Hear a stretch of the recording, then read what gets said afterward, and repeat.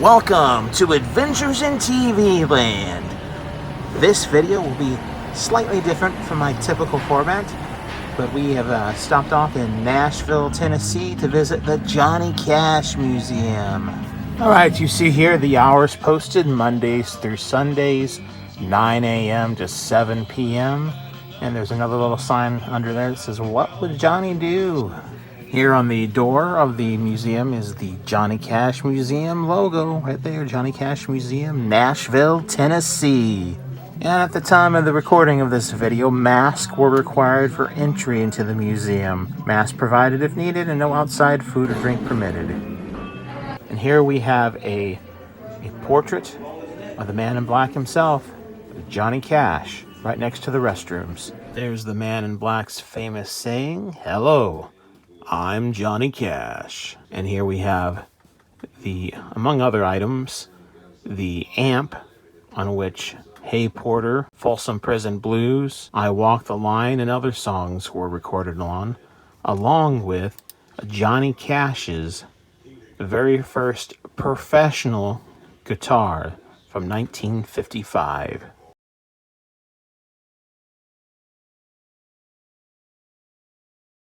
Now here we have Johnny Cash's high school FFA card from the 1940s. We have some of his marbles that he played with as a child, as well as a copy of a family hymnal. Now just right here is a copy of his high school yearbook.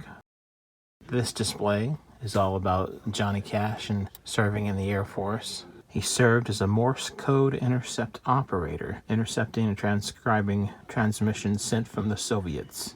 He was the very first person to pick up the news of Joseph Stalin's death. I have a copy of his New Testament Air Force issue. And these displays here are about Cash and his time at Sun Records. This is a letter to a friend of Johnny Cash's from the Air Force, Ted Freeman, talking about his time on the road and some of his adventures. Here is Cash's original lyrics that he wrote for Folsom Prison Blues, written in 1955 in his own hand. And they have a special display here about the Million Dollar Quartet here at Sun Records. Million Dollar Quartet consisted of Elvis Presley, Johnny Cash, Jerry Lee Lewis, and Carl Perkins, who all happened to get together one evening. They were all former members to be of Sun Records, and they had a jam session, which years later was released. Some of the songs of those four very famous and very talented rock and roll musicians. Here are some items celebrating Folsom Prison Blues, including an actual cell door from Folsom Prison. Now, before there was the Johnny Cash Museum, there was the House of Cash. The House of Cash closed, and fortunately now the sign for the House of Cash has been preserved, and you can see it here in the Johnny Cash Museum. Here are various gold and platinum records that Johnny Cash received throughout his career. Something I learned while touring the museum here was that Johnny Cash was actually the Grand Marshal of the U.S. Bicentennial Parade through Washington, D.C. Here is the jacket he wore, as well as the dash plaque that was on his 1936 Packard 1401 that Johnny Cash drove along with his mother through the parade route on July 3rd, 1976. And in addition, we have here Johnny Cash's 2002 National Medal of the Arts that he was awarded by President George W. Bush.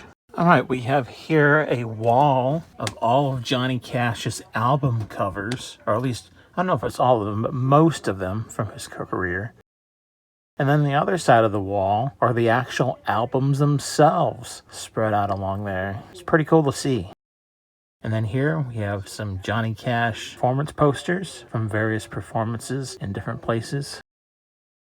Here is a Grammy that Johnny Cash won for Nashville Sky for Best Album Notes in 1970. It's the actual Grammy Award there. Grammys are so small compared to the other major awards. And when I say small, I mean small in size, not small in importance. Now, of course, although this is the Johnny Cash Museum, you can't talk about Johnny without talking about June Carter Cash. So here is one of the exhibits. There are several about June and her family. Actually, Johnny Cash listened to June Carter and her family on the radio when he was younger. Here is a display, a few props and costumes and pieces from the movie Walk the Line. Both Johnny and June died in 2003. Walk the Line came out in 2005. And speaking of I Walk the Line, here is the gold records that Sam Phillips gave to Johnny Cash for I Walk the Line. This display, this in here of this gold record, is the first time this record has ever been presented to and exhibited to the public. In addition, here are the original lyrics written out by Johnny Cash of I Walk the Line. You can see written in 1956. Now, tying in with the Sun Records connection of Johnny Cash from Roy Orbison, who is also of Sun Records, as well as Jerry Lee Lewis. Here is the original Cash family piano. This was the piano that was in the house that Johnny Cash grew up in. They played hymns around there and sang songs growing up. And years later, Johnny was able to acquire the piano, and it is on display here at the museum. Now, as I mentioned before, there are several hands-on exhibits. This was one kind of like that. They give some photos there, and it shows what goes on inside the studio when recording an album, recording a song. Now, here's a wall of portraits showing various musicians who have done covers of Johnny Cash songs over the years. There's quite the variety there.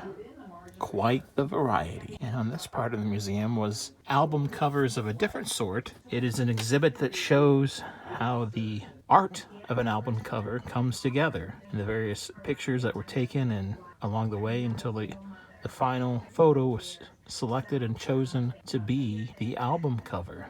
And this display here, we have an ad. Johnny Cash, he was the spokesperson in TV, radio, and in magazines for Acme Boots. And here is an ad, Johnny Cash, promoting Hohner harmonicas. Get the hot sound with a Hohner harmonica. Johnny Cash. And this is a promotional item from 1965. It has a picture of 3 records that were released that summer, I believe, along with a couple of collector's items there. Now, here are some costumes and the drum set, as well as a few other pieces directly that were taken from the Johnny Cash show. All these items were seen on the Johnny Cash show. For those of you who didn't know, Johnny Cash had his own variety show at one time. Now, there is one section of the museum that is, basically a theater, and they have several different movie posters from various films that Johnny Cash was in, as well as a few pieces, few props and costume pieces, such as you can see here on this one display. There are several hats from the different films that Johnny Cash was in. Now, the first movie Johnny Cash ever starred in was 5 Minutes to Live. You can see here the movie poster of that. Movie poster here, you see The Gospel Road. Now, The Gospel Road was a project very near and dear to Johnny Cash's heart. He narrated the film, as well as he and his wife, they produced the soundtrack to the film and sung the songs. Cash and June, they were also the producers, and the screenplay was co-written by Johnny Cash. The movie tells the life of Jesus, and it was shot on location in Israel. Now, the items you see here, including the stone wall in the back there, were all taken and were all items that you would have seen in Johnny Cash's house in Hendersonville, Tennessee. Now, that stone wall there, that's actual part of the stone wall from Johnny Cash's house. Now, 4 years after Johnny Cash passed away, his home was purchased by Barry Gibb from the Bee Gees. And Gibb had intended to restore the home. However, there was a fire and it burnt the house pretty much all the way down to the ground. These stones here, part of the house that was remaining, and he agreed to donate it here to the museum, and they have carefully placed each one of those stones in place to recreate what the wall looked like in the house. And here is a photograph with a couple miniature photos of Cash's home. And here we have some of the original lyrics that Cash wrote out for the song What is Truth? It was a song released in 1970. Now, if you compare these lyrics to the official lyrics on the CD, they are slightly different in certain areas, a few words here and there, but these were the original lyrics written out in Johnny Cash's own hand. Here we have some other various items, including a couple of costumes worn by Johnny and June Carter Cash. And here is the funeral card to June Carter Cash's funeral, as well as a poem that Johnny Cash wrote in tribute to June. Like many of us, Johnny Cash was a complicated person. However, one thing in his life that he remained constant through the good times and the bad was his faith in God. He was a Christian. And here you can see some of his personal artifacts, including one of his own Bibles. And I'm glad to see that the museum here has exhibited this part of Johnny Cash's life and not ignored it. Now, the last few items here were items that can be seen in the music video to Johnny Cash's version of the 9 Inch Nails song, Hurt. They have the closed to the public sign there. They have the chair. They have the bust. Now, this final item here is a crucifix ring that was given to Johnny Cash as a gift on his 70th birthday, and he cherished this ring. You can actually see it in the Hurt video as well.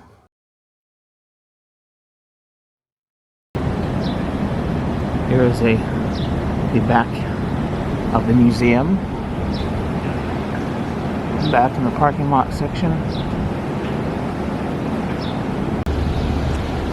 I did get this cool little souvenir ticket to keep, along with the map of the museum. So that was the Johnny Cash Museum in Nashville, Tennessee. Now, I apologize that there wasn't a whole lot of video involved with that. The museum does not allow video inside. However, they do allow you to take photographs, and so that's what I did. I took a bunch of photographs.